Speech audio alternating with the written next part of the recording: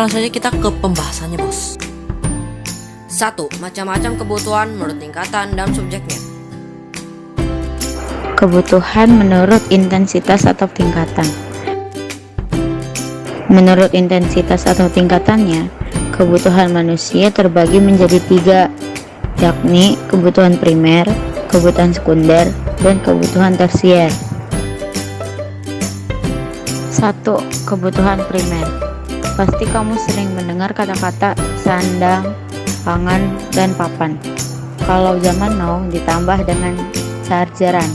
Nah, kebutuhan primer itu merupakan kebutuhan yang paling penting untuk dipenuhi. Kalau tidak terpenuhi, maka akan mengancam hidup dari manusia. Contoh kebutuhan primer yakni makanan, minum, pakaian, dan tempat tinggal. 2. Kebutuhan sekunder. Kalau primer sudah terpenuhi, maka kebutuhan manusia akan meningkat ya teman-teman. Yaps, kebutuhan sekunder itu merupakan kebutuhan yang kepentingannya berada di tengah-tengah. Kalau kebutuhan ini nggak terpenuhi, nggak bikin hidup kamu terancam kok. Contoh kebutuhan sekunder yakni meja, kursi, handphone, dan koneksi internet. 3. Kebutuhan tersier. Kamu pernah nggak sih lihat mobil sport yang mewah banget?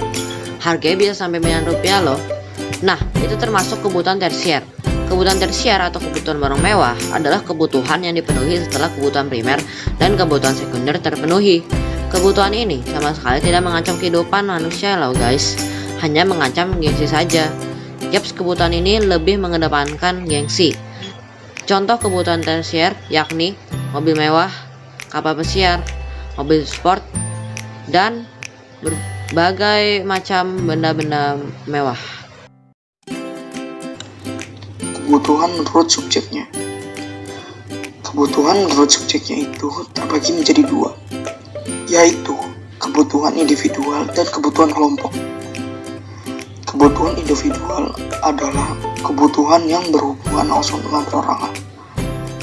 Kebutuhan individual itu contohnya, kalau kamu udah pakai pasta gigi buat gosok gigi nih, nah pasta gigi tadi gak bisa dikembalikan dalam isi yang full lagi kan.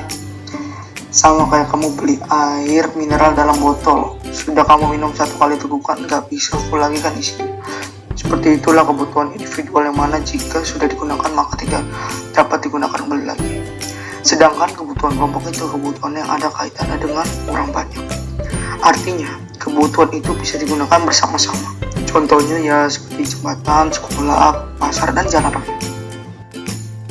2. Macam-macam kebutuhan menurut waktu dan sifat. Kebutuhan berdasarkan waktu. Kebutuhan menurut waktu dapat dibedakan menjadi 2, yakni kebutuhan sekarang dan kebutuhan yang akan datang. 1. Kebutuhan sekarang. Kebutuhan sekarang adalah kebutuhan yang harus segera dipenuhi dan bersifat mendesak. Contoh, orang yang haus membutuhkan minuman, orang yang sakit membutuhkan obat, orang yang ingin buang air besar atau buang air kecil membutuhkan toilet. 2. Kebutuhan yang akan datang.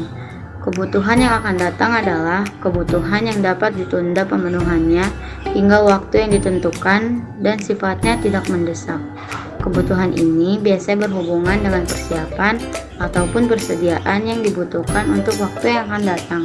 Contoh, tabungan pendidikan untuk biaya sekolah anak, asuransi kesehatan untuk tabungan di hari tua, dan tabungan pribadi untuk naik haji. Kebutuhan berdasarkan sifat. Kebutuhan ini sifatnya lebih menekankan kepada sasaran dari alat pemenuh kebutuhan. Menurut sifatnya, kebutuhan dibagi menjadi kebutuhan jasmani dan kebutuhan rohani. 1. Kebutuhan jasmani.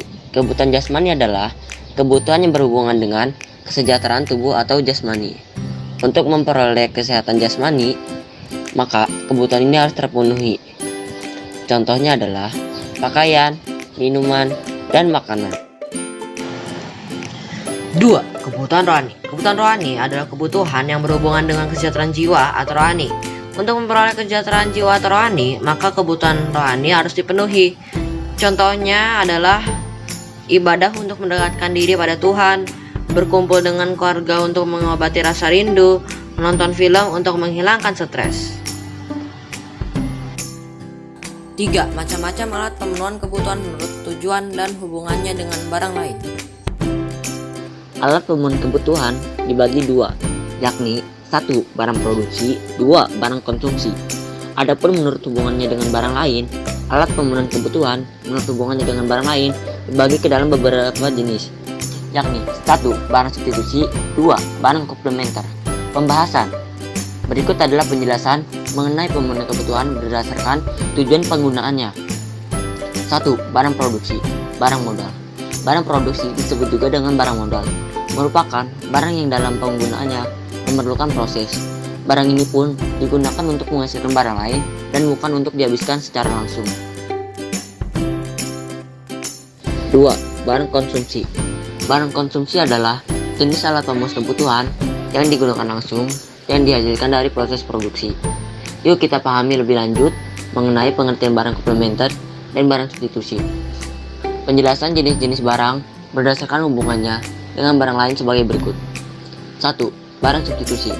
Barang substitusi adalah jenis alat pemenuh kebutuhan yang sifatnya saling menukar atau saling menggantikan dengan barang lainnya yang memiliki kegunaan ataupun fungsi yang sama.